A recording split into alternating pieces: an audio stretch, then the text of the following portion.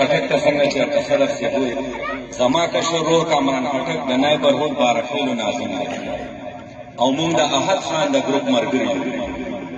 احد خان مونږ کلاو پرېښي وایي ستاسو مرضي. نو زه د دې سټېج نه احد خان ته وایم چې زموږ مرضي اختیارولي دی. مکمل کلاو اختیارولي سپورټ کوو، د اختیارولي مرګتیا به کوو.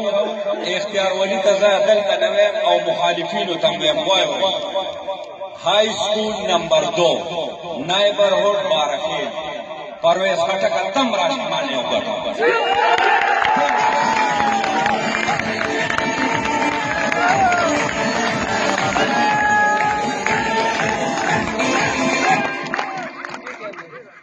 احد خان دلته نیتا میډیا پر هغه په 20 تاریخ په موږ تا سره ناست یو، 19 تاریخ پورې اختیارولي سره یو. موږ له اواز نه راکوو.